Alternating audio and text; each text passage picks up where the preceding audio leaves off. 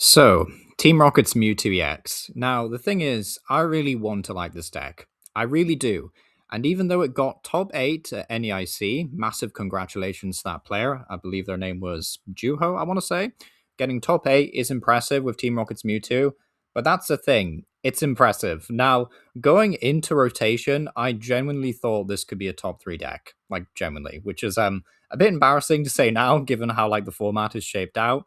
But I did genuinely think that Team Rocket's Mewtwo, along with Mega Lucario actually, and another deck, Yan Mega Samurott, if you can believe, I all thought were going to be very good contenders, but yeah, sadly, none of them have really proved that impressive. And yeah, especially not Mega Lucario. Like, Mega Lucario is its own can of worms, but I can imagine Lucario will like see decent play in the future, maybe, once we've like lost this Lillie's Clefairy evil like slot box counter Dragapult meta.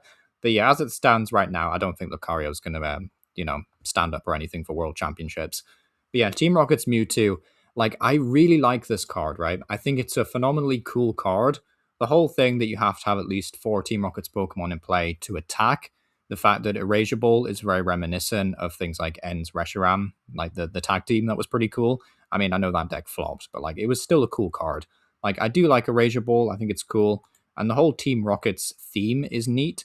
But it's really telling that the top 8 list is also running 4 Lily's Determination, only one of the Team Rocket Stadium, only one copy of Petrel, and no copies of Archer.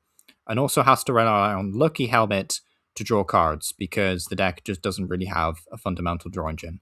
And the deck also doesn't have a way of finding Team Rocket's energy, which is probably like the biggest crux that this deck has. So on paper, this deck has some things going for it. You know, Alakazam, positive matchup. We love to see that. Dragapult, supposedly a very positive matchup. Again, we love to see that. But aside from those decks, like, what else are you really beating with this? Like, I'm trying to think here. Like, Crustle with Spidops? Like, surely Crustle was like a decent time. You know, as someone who's not really super competitive, but has, like, I guess, decent experience on the ladder at this point. But even then, that doesn't account for anything, really. Like, what kind of decks does Mewtwo really like to play against? I'm curious about this because it just doesn't feel that strong on the ladder. Like, it just doesn't feel that strong. It doesn't feel super consistent. It definitely feels like there are better decks to play, at least casually. So, you know, I'm curious about that. And I'm also very curious to see if Mewtwo will actually make big waves at Worlds because I feel like Diplin is going to be a surprise contender at Worlds for being really good. So if that's actually the case, then how good would Mewtwo fare against things like Diplin? So yeah, I'm super curious to see how that plays out. But yeah, congratulations to the player for making top 8 NEIC with this. That's fantastic, of course. But yeah, I do kind of worry about Mewtwo. But yeah, if you've had a better experience than me, then do let me know down below. And yeah, thank you for watching.